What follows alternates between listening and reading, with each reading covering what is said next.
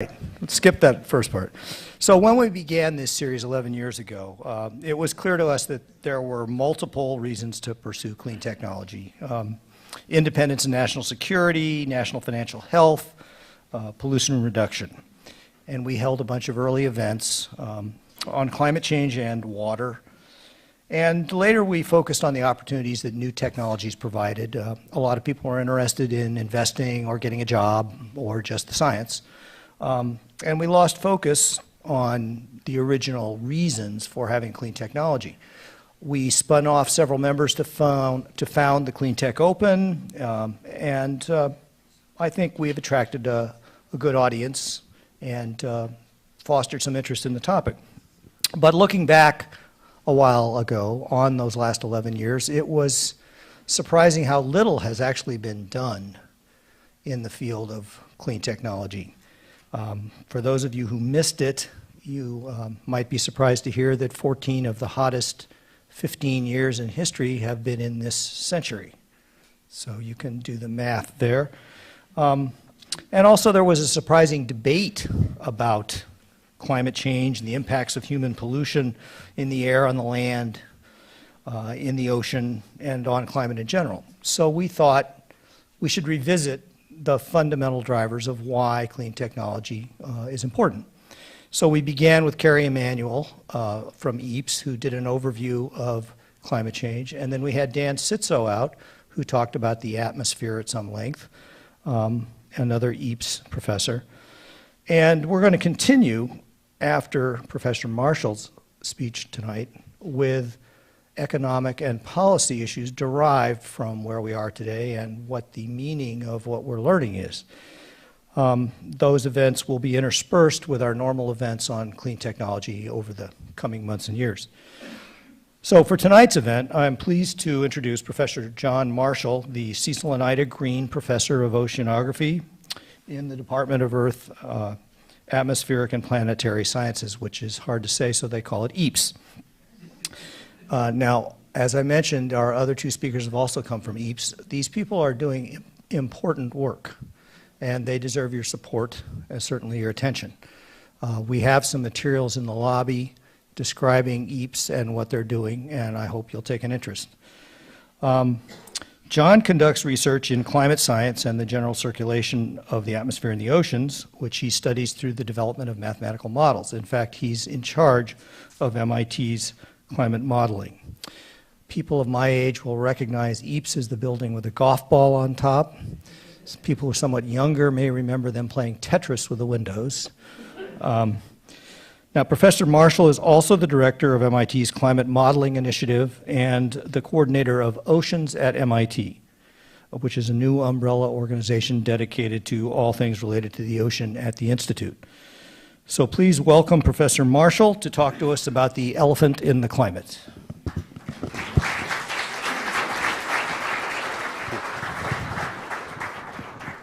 Well, thanks a lot. Can you hear me? Yeah. I am mic'd, so okay. Well, thanks, Greg, for the very nice introduction, and thanks everybody for coming along. So I'm from England. I started life in Nottingham, which is in the kind of north of the country, and came down to London to study at Imperial College in the physics department there. And I did my undergraduate degree there, my graduate degree there, and then I went on to the faculty in the same department. We tend to try and send our best people away at MIT. Maybe I wasn't good enough and they decided to keep me at Imperial College. So then I went on to the faculty and stayed there until about 25 years ago, and then I came to MIT. And there I've been thinking about the climate of the Earth, the atmosphere and the ocean and their interactions. And I focus actually mainly on the oceans. And there's a long-standing collaboration between MIT and Woods Hole. So MIT is a good place to study the oceans. So what I'm going to do today is to talk about the oceans in a warming world. We know that the Earth is warming up, and the oceans have a huge heat capacity, and they're playing a big role in the orchestrating in some way the climate is changing. So I'm going to just review very briefly to start off with what we're going to do. So probably need to get rid of that. And so I'm going to review global observations of warming trends. So just to start off, looking at the observations, and not just atmospheric observations, but what we know about the temperature trends in the ocean. And these, it turns out, are a key part of the puzzle, the global warming puzzle. What's going on in the ocean, and how does that relate to the atmosphere?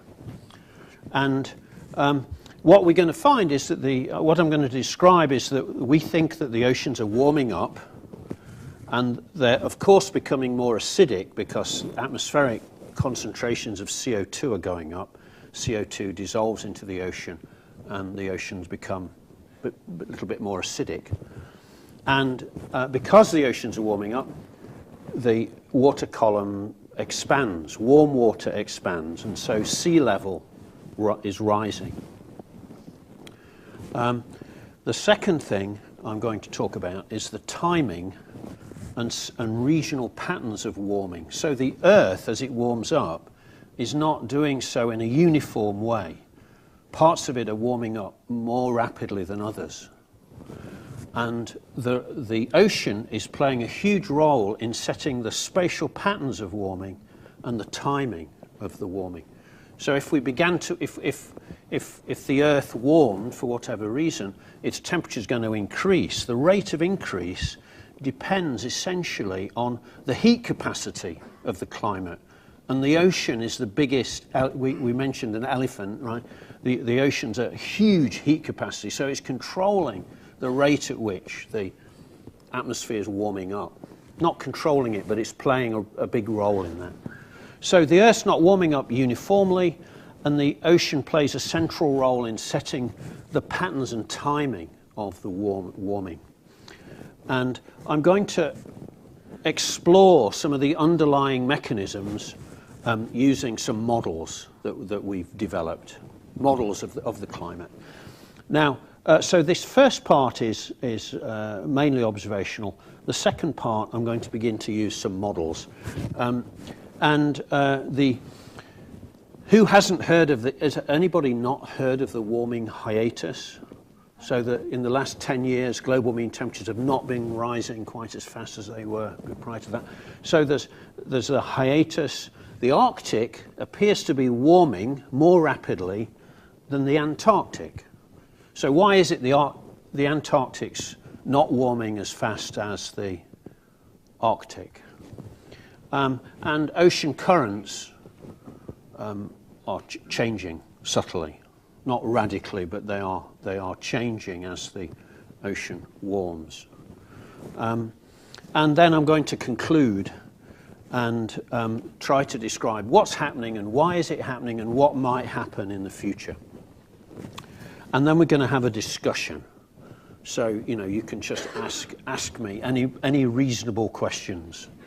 And I don't know lots of things about many things, so just please ask me a few questions that I know the answer to. One of the really fascinating things about this problem is that it's complicated. We've got gappy data, very short records, lots of elements interacting together. So it's not a simple problem, and so there aren't simple answers. But we can say something, and I will. I don't beat about the bush. I will tell you what I think is happening. So here we are in Ypres, and this is known as Building 54. I'm on the 15th floor, 18, 17, 16. Sometimes when I'm in Boston, in the evenings, I will look up at the building and think, well, why aren't all those people working there? Why aren't all the lights on? But anyway, I leave my lights on sometimes just to go. So there we are. This is a radar at the top. In the 50s, we began to look at there was a lot of interest in radar meteorology, clouds, precipitation, etc. This building went up in 1963, and there's a very well-known oceanographer called Tom Rossby, who's actually a professor at Rhode Island at the moment, and he was a grad student when they moved into the building. I've been there since about 1989. Who moved into the building. I invited him up to give us a seminar, and he gave a very nice seminar, and he said, "Can I go to the bathroom, John?" I said, "Yeah, sure. You know where they are." He went to the bathroom and came back and said, "John, those bathrooms have not changed in 50 years. We're trying to get this building refurbished, and I'm hoping they won't move us out, because I love this building, partly because of the view that you have out of it."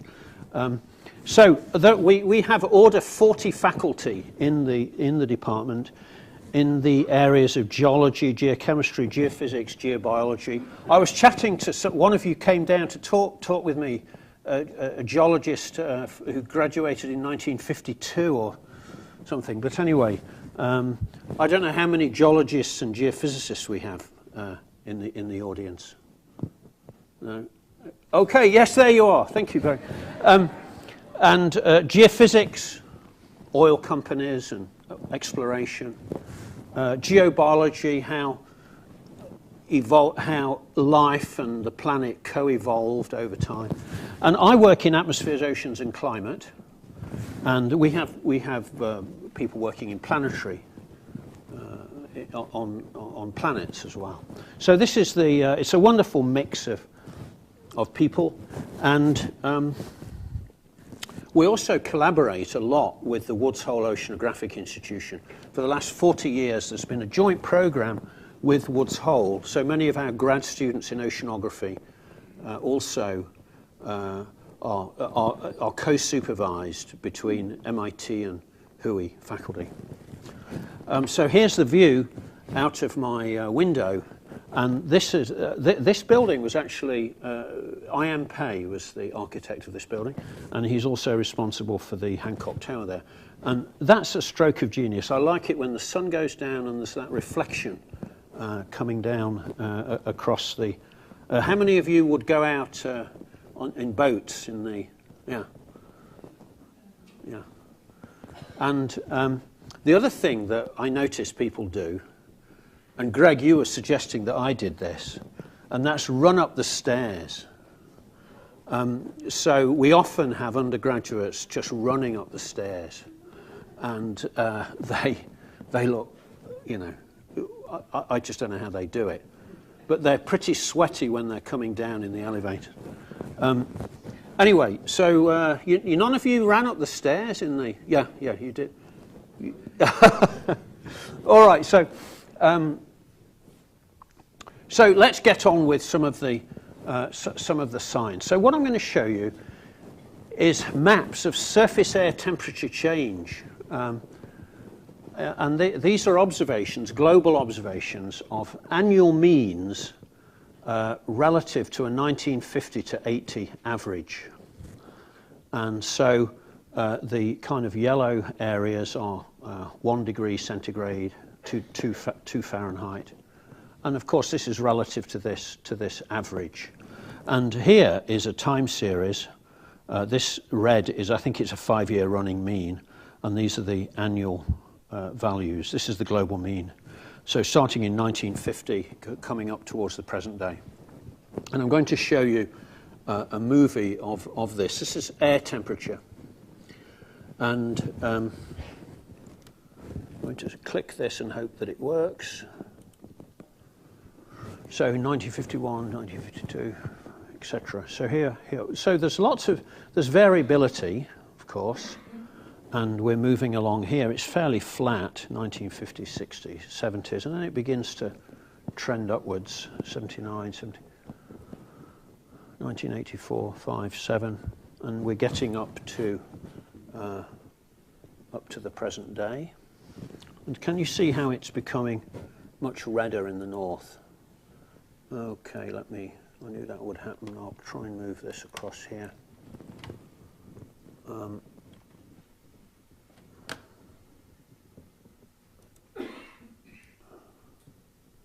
I want to stop it towards the end, and so we can look at the map around at the present time. So relative to this 1950 to 80 average, the temperatures are much higher. The global mean temperatures have gone up, and the northern hemisphere has warmed up much more than the southern hemisphere. Now, this is partly due to the fact that the land has a smaller heat capacity than the ocean, and so this is a transient problem.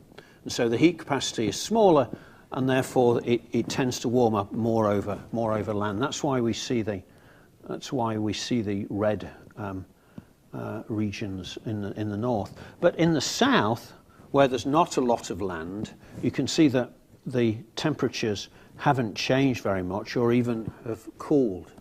And what I want to talk about is the role of the ocean in playing out this, helping to set some of these regional patterns in temperature. Now, this is from the New York Times just on Saturday. So there was in 2014, it was the hottest year on record. There's even a debate about that because the error bars, there are some error bars on it, and the error bars, you could debate whether it's the hottest, but it's right up there. And this shows you how far above or below the average temperature we were in 2014. So again, you can see that the northern hemispheres have warmed up more. The southern hemisphere around Antarctica has not warmed up hardly at all, or in fact it's cooled slightly.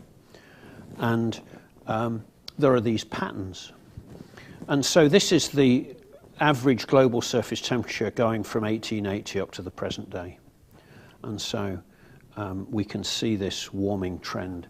This is the famous hiatus that literally hundreds of papers have been written about in the last few years about why is it that as our greenhouse gas forcing goes up in the atmosphere, why is it that the global mean temperatures have flattened out in the last 10 years or so? I will say something about that in a moment. So there's no debate. In fact, I was told over dinner this evening that, in fact, the Senate had taken a vote on this today or something, and that even the Senate had actually agreed that we were warming up. Is that true, or is that a scurrilous rumour? So we're warming up, right? So where's the heat coming from? So we could think about where the heat is coming from, and there are two possibilities, at least two main possibilities.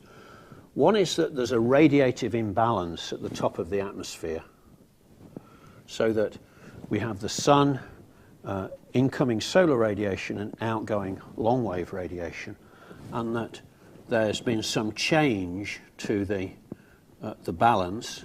So, for example, due to greenhouse gases going into the atmosphere, the outgoing long-wave radiation might have gone down slightly, so that there's a net warming. Some people have discussed whether the solar constant is actually changing. The solar constant does vary, but it varies by a rather small amount, order 1/10 of a watt per meter squared, and globally averaged around the Earth. And in fact, in the last 30, 40 years, the sun has been slightly cooling. It's been putting out less energy in the last 30 odd years. So that's one possibility. The other possibility is that the heat is coming from the ocean. So the ocean has a huge amount of heat. The heat capacity of the ocean is enormous. That's where most of the heat is. And so, you know, the ocean could give a little bit of that heat to the atmosphere. The atmosphere could warm up, and therefore the ocean ought to cool down. So, so there's the arrow coming up from the ocean. Those are the two possibilities. And so this has motivated oceanographers and the climate community to look at how the heat content of the ocean has been changing over time. And so I'm going to talk a bit about measuring the heat content of the ocean. And this is how we used to measure the heat content of the ocean. We would go out in a ship and take these long lines. These are known as hydrographic sections. Research ships running along long hydrographic sections of temperature and salinity. And from this matrix of measurements, one can come up with some estimate of the heat content, say, of the ocean. Now you can see that it's a coarse grid. This is from the World Ocean Circulation Experiment that actually Carl Wunsch, I was talking to some of you alums over lunch, over dinner, and at least one of you know who Carl Wunsch is, a very famous oceanographer at MIT, and he was one of the organizers of the World Ocean Circulation Experiment that happened in the 80s and 90s. And they laid out this track of organized paths in the ocean to measure what was going on there. Now, so this is how we used to do it, say, since the Second World War up to the present day. This is how we do it now. So this is known as the Argo array. And so essentially, each of these red dots is a device which is known as an Argo float. These were the brains and the drive behind these floats is Breck Owens at Hui and Dean Remick at Scripps. And these Argo floats are thrown in. Let me show you so you can see them moving around here. So this is the number of floats gone in. This is the year 2002. This is May, June 2002. This is the number of floats. You can see the floats going in. Each one costs about $15,000. We've got about 4,000 of them out in the ocean at the moment, and they hang around at 2 kilometers down, and every couple of days come up to the surface, measuring temperature and salinity, and then beaming it back, and then they go back down again. And so we now have this global network of observations of the ocean. This is 2006, so here's the thing. This is I don't know, a few million a year to do this, and it's revolutionized the field. These are just a profile of temperature and salinity. So we can can you see that there's an ice edge here? So some of the floats can't deal with ice, so as they come to the surface, if they hit their head underneath the ice, that's it. And they go down and they've gone forever. But we're trying to devise ones that will kind of hit their head under the ice and say, okay, no, I can't get up there, so I'll move over here. And, move. And we want ones that can go deeper, and also floats that can measure the biogeochemistry of the ocean. There's a very interesting project now coming out of Princeton, led by Princeton University, where they're measuring in the Southern Ocean some of the biogeochemistry. So this is just wonderful for our field. And it's technology, the engineering of the ocean, the robotics that enable this kind of thing to happen is wonderful. So this is the kind of data that we're dealing with. These started from around 2003 onwards. And so what can we do with this? So I'm going to show you the observed ocean temperature change from early 1950s up to the present day, relative to a 1950 to 1980 average. And so this is, this does not, in 1952, we didn't have any Argo float. So, you know, this data is noisy, gappy, and it's been interpolated. So we have to bear that in mind. So we now, so I'm going to click this and it will begin to move forward. So this is, now we're looking to see whether the ocean warms or cools.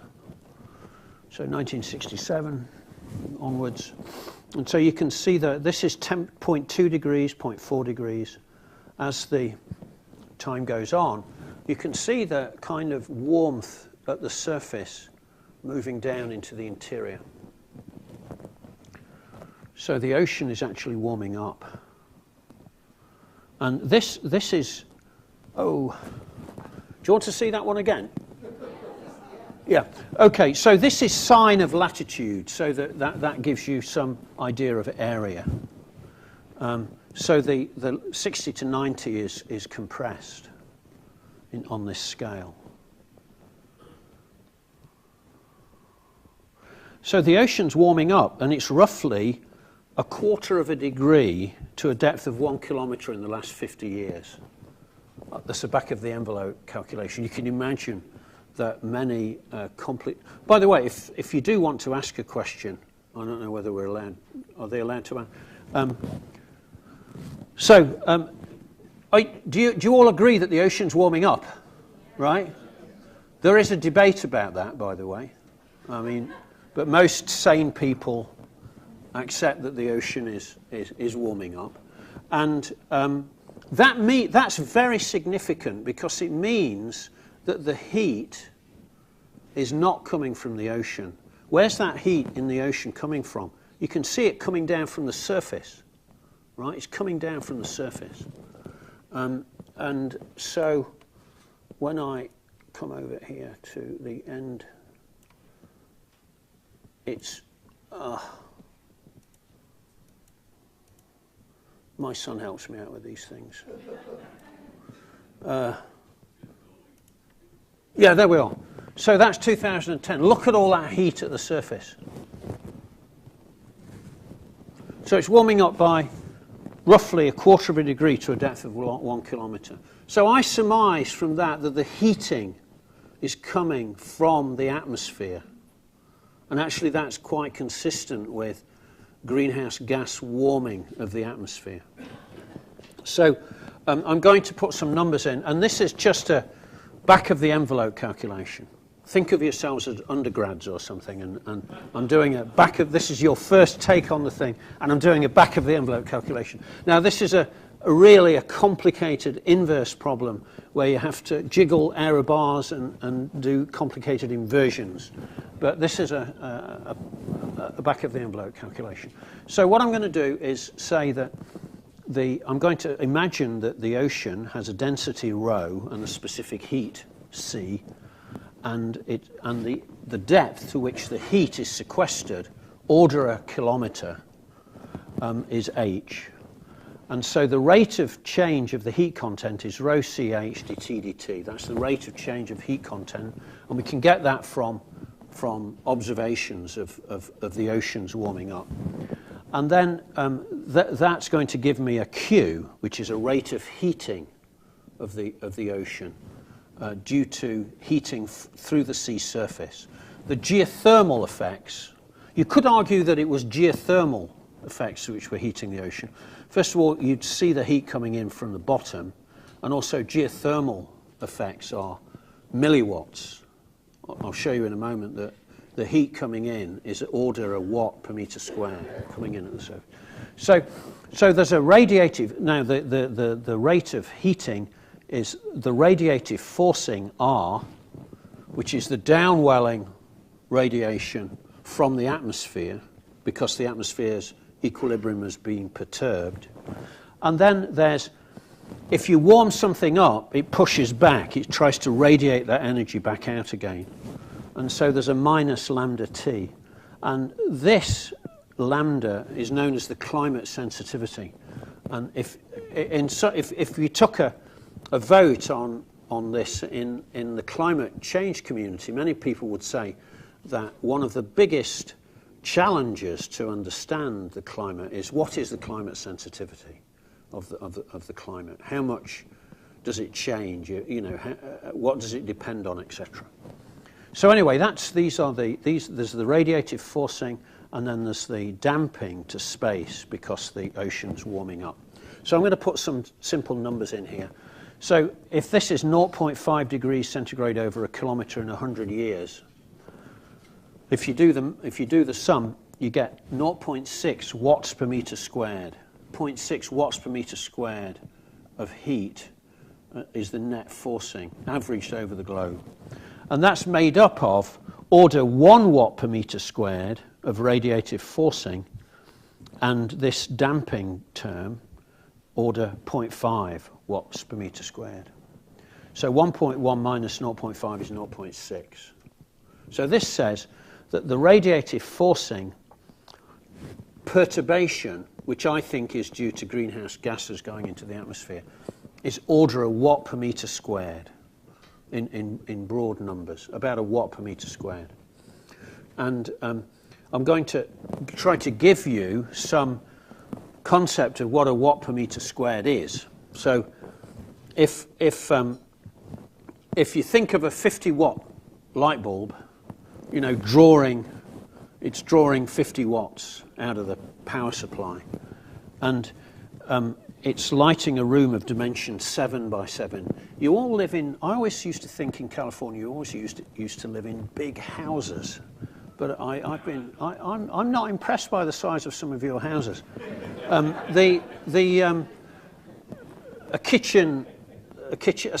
7 metre by 7 metre kitchen is pretty big, right? But anyway, my 2-car carriage. So you've got a 50 watt light bulb shining in a 7 by 7 metre room. That's going to give you an average 1 watt per metre squared. Now, the thing is, though, so now, one of the things we do in our climate modelling at MIT is we project spheres onto cubes. And we do that because a cube maps onto a parallel computer beautifully.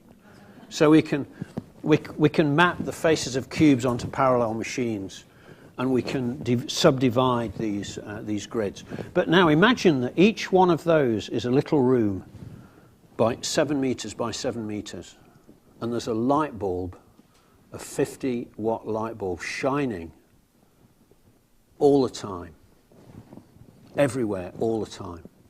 That's going on for 50 years. Then what's going to happen is that the ocean's going to warm up a bit.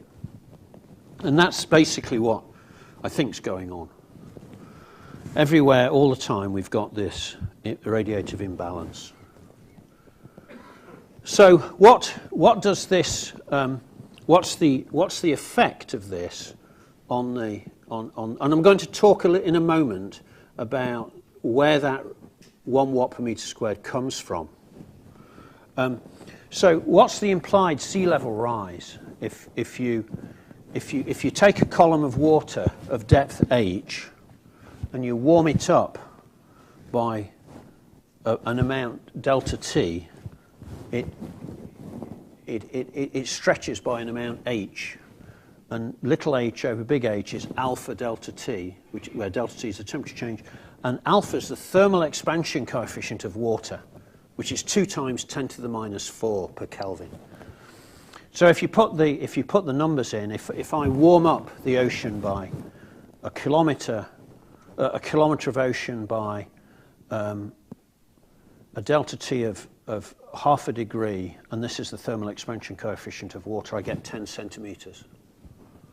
So that would say that in 100 years, if we warm the ocean at this rate, it's going, just by the so-called steric effect, it's going to expand by about 10 centimetres. Now, if we look, this is courtesy of my colleague Patrick Heimbach at MIT. So if we look at sea level change, lots of error bars here, that we have tide gauges. This is up in the contemporary period, or the instrumental period.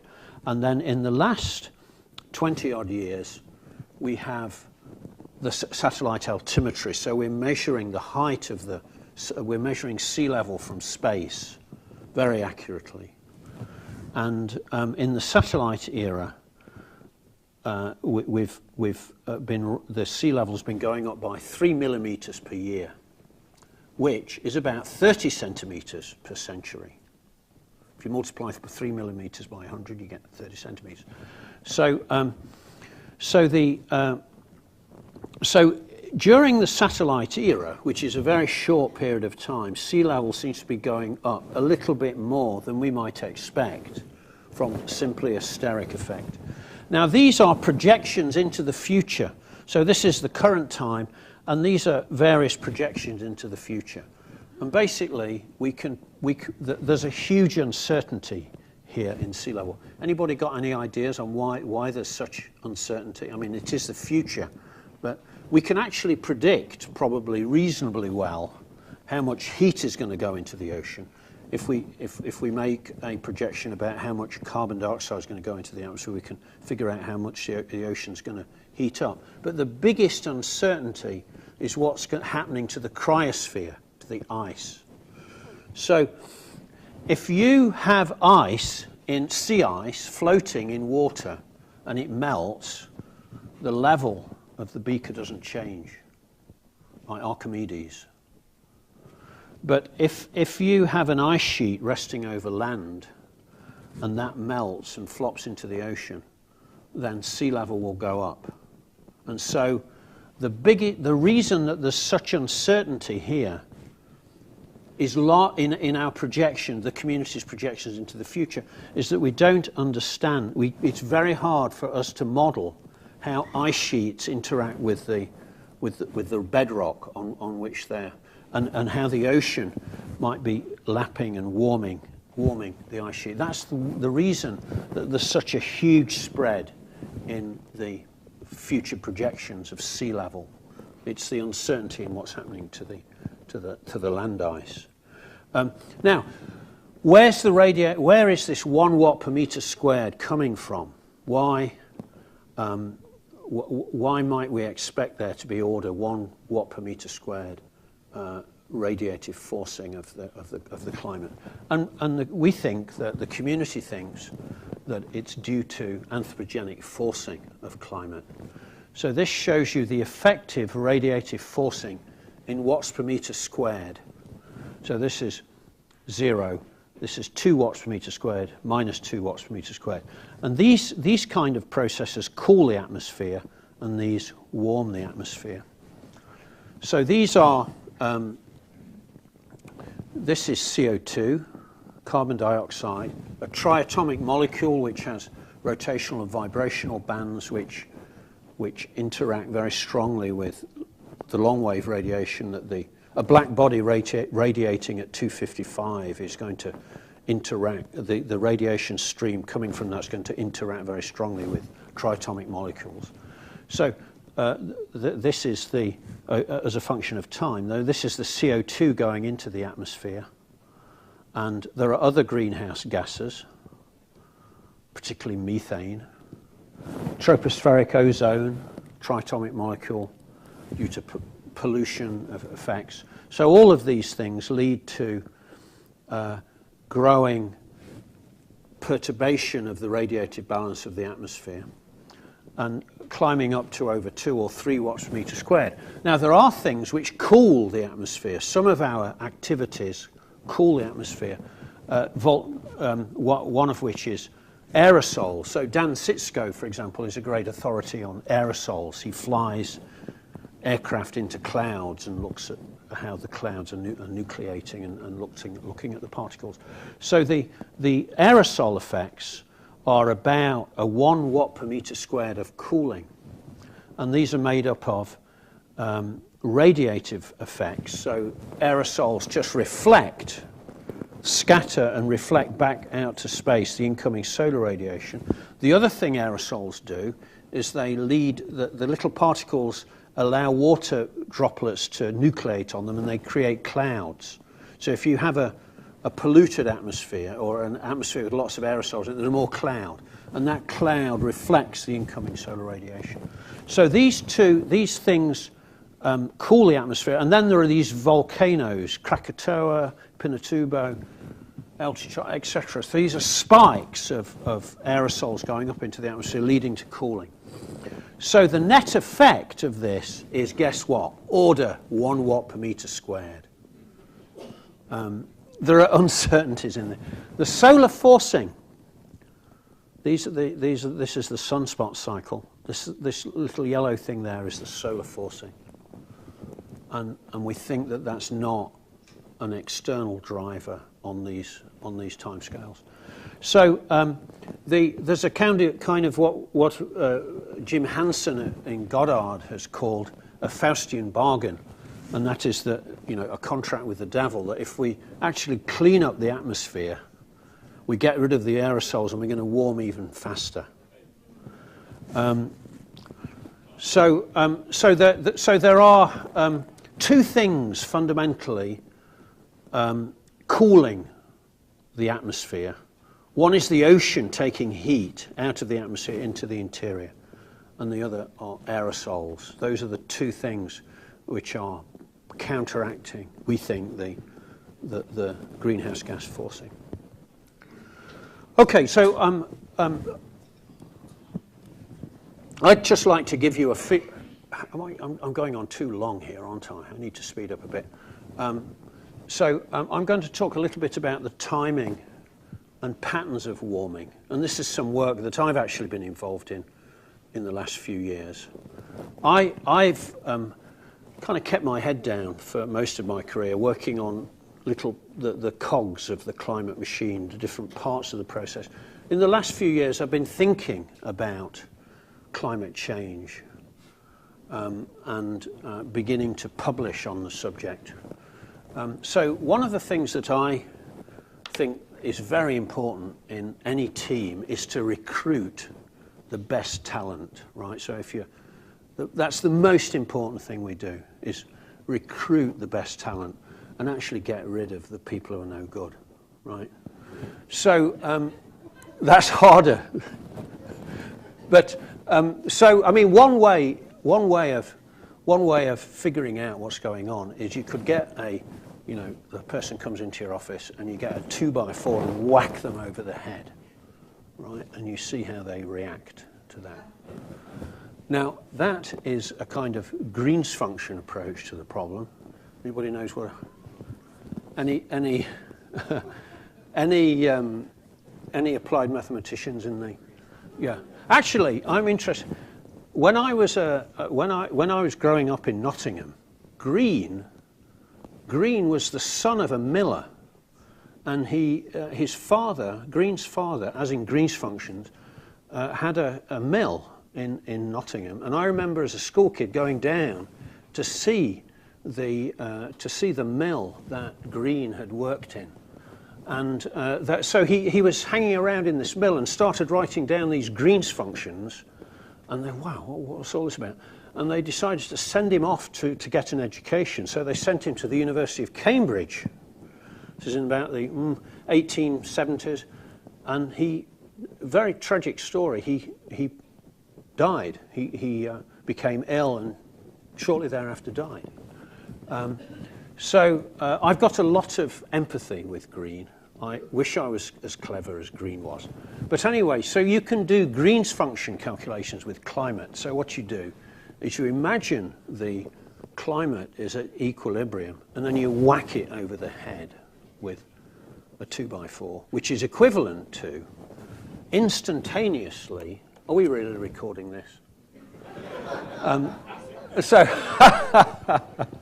So what we do is we instantaneously increase the radiative forcing of the atmosphere. So it's a step, it's an impulse. It goes a step function. And then what we look at is how the system responds to that. So you're doing, if I want to know what this is made of, I'm going to hit it and see what happens. And so we can do that kind of experiment with the climate. And you could argue that we're doing that now in the climate, because what we're doing is we're returning to the atmosphere the carbon that took, God knows how many tens of millions of years to bury, and we're returning it to the atmosphere in a couple of hundred years. It's like a big Green's function calculation. But we can do it in a model. So what I do is we take a model of the ocean. So this is based on the equations of fluid dynamics on a rotating stratified fluid, Earth, and we perturb it with this radiative forcing of a few watts per meter squared uniformly over the globe. And then we watch what happens and see how this system responds to that. And so what we do is we use an ocean model that's been developed by my group at MIT. And what we find is that the sphere of fluid on the Earth doesn't warm up uniformly. It warms up much more slowly around Antarctica than it does in the Northern Hemisphere. So the Northern Hemisphere warms up more rapidly than the Southern Hemisphere. And as you get closer and closer to Antarctica, it warms up less and less strongly. So we've got different response functions and different timings and magnitudes depending on geography. And this time scale of decades is controlled by the effective heat capacity of the ocean. So we can pass this, we can understand how this is working. So the warming patterns are not uniform, and so we can understand this. So here's a section through the ocean. This is a zonal average section. So this is the equator, North Pole, South Pole, and this is down to a depth of 2 kilometers. And this is the incoming radiative flux anomaly, which we've perturbed this. And that warms up the surface oceans. But because of geometry, essentially the ocean sinks in the northern North Atlantic and upwells around Antarctica. So there's this global overturning cell sinking in the north, upwelling in the south. And so what this does is it shunts the heat away from Antarctica, keeping it cool, and pushes the heat into the Arctic, warming it up. And that's fundamentally why the Arctic, I believe, is warming and the Antarctic is not warming as much, and in fact could be cooling slightly. So if we look at the global patterns of after 100 years, the sea surface temperature rises. Again, this is a numerical model, but this is the response function, the Green's function to a perturbation. And you can see that around the Southern Ocean, surface temperatures are hardly changing at all. And we see that in the data over the last 50, 100 years. The temperatures around Antarctica are not changing very much. In fact, they're slightly cooling. And the north is warming much more. In the data, you actually saw a little hole there in the warming tendency, which is the warming is delayed in the North Atlantic. And we understand that's a common feature of many of the climate change projection models, that the warming pattern, the warming is delayed in the North Atlantic. So the Arctic's warming up more than the Antarctic. Ocean circulation shapes the patterns of response. So I'm going to now go on to the last part and talk about the patterns. The Arctic warms up, I think, for reasons which are fairly straightforward to understand from first ocean dynamics principles. Now, this shows some observations of multi-year sea ice cover in the Arctic. This is Greenland. This is the median ice, summer ice extent.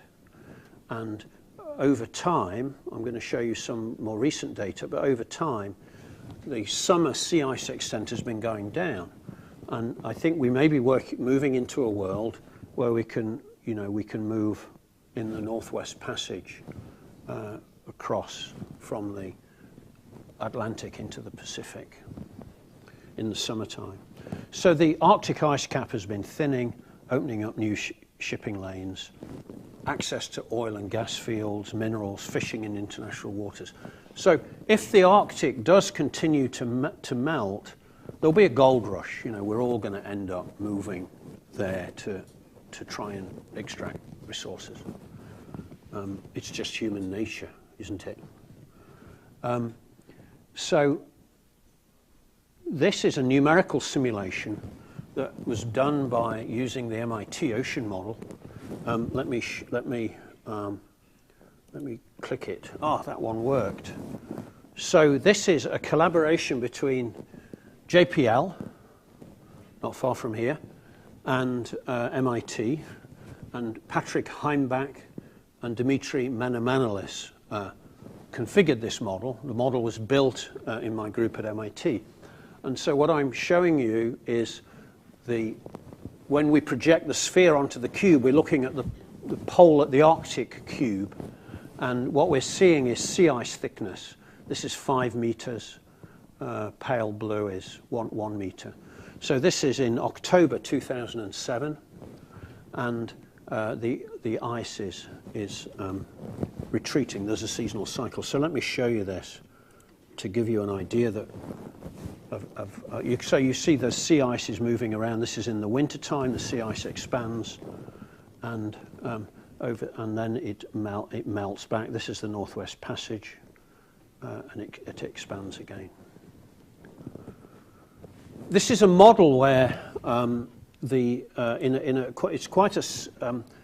it's a large control problem. So there are observations of the ocean from satellite, observations of the ocean and sea ice, the interior ocean.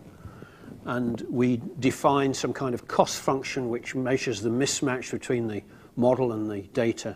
And then we use forward-backward methods to fit the model to the observations. So it is constrained by observation. Let me just show you that again. I like the cracks. Don't you like the cracks?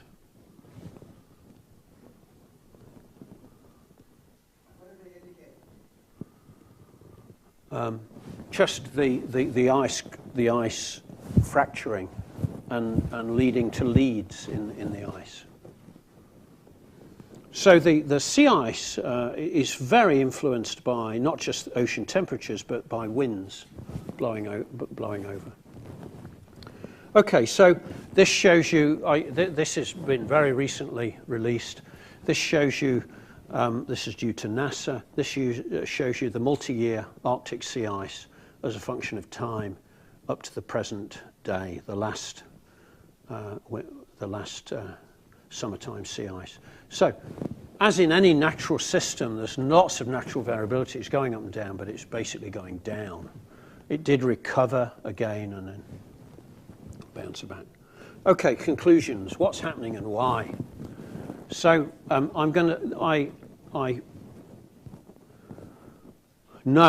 we know that there are gappy observations, short time series, uneven quality.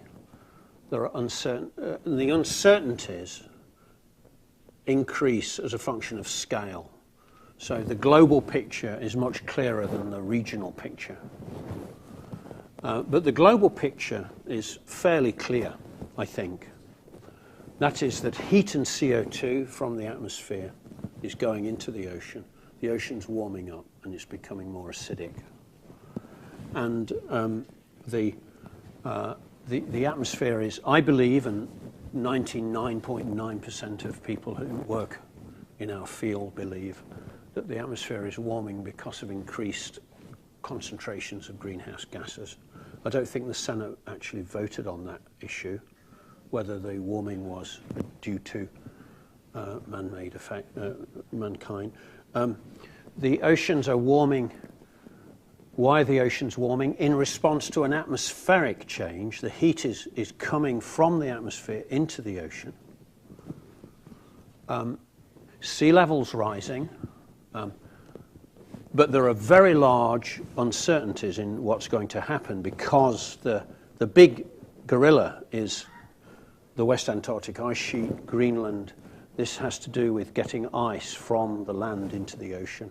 And the physics of that is very poorly understood. We have very few observations of how glaciers are rubbing across, you know, the bedrock. It's very hard to model. And the ocean currents are changing. There's there's something that you quite often see in the popular press. The Gulf Stream's going to disappear. It's not true. The Gulf Stream is a wind-driven phenomena. As long as the winds are blowing, and they will blow even if we keep putting CO2 into the atmosphere for another 500 years, the winds will still blow. We'll still have middle latitude westerlies and trades, and we'll still have a Gulf Stream. But the ocean currents are changing because they reflect, they're intimately connected with the temperature field. The ocean has a cooling effect on the atmosphere. The ocean's taking heat out. It has a cooling effect on the atmosphere. Hiatus periods, these are to be expected and not surprising at all. I'd be staggered if the global mean temperatures just steadily rose. There's variability. The ocean takes up more heat in certain decades than others. It's a living fluid. It has its own variability. It's taking up heat, and it's not surprising there is a hiatus. The ocean's not passive in this. It plays an active role in setting the patterns and timing of warming. And there are polar asymmetries. In particular, I would expect, and I think we see hints of the fact that the Arctic is warming and Antarctica less so, or not at all. And the ocean is also becoming more acidic. Now, I know perhaps many of you are interested, indeed I am, but I don't know much about it, the life in the ocean. The ocean is becoming more acidic because CO2 is just dissolving into the ocean. That has implications for the biology and biogeochemistry of the ocean. Organisms that build shells are going to find it harder to survive in an ocean as it becomes more acidic. So we might see shifts in the biology and life in the ocean. I think it would be great to maybe in this series to invite somebody from MIT to talk about how life in the ocean is changing. It's mainly changing because we're overfishing it, right, which is not a climate change issue. Thanks, MIT alums. I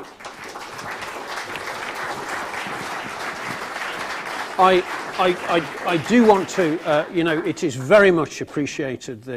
I'm staggered by the community that you have here, how, you're together, you show up late at night to listen to these talks. It's very much appreciated that you've been to MIT, that you still think about us, and that you help us in many ways.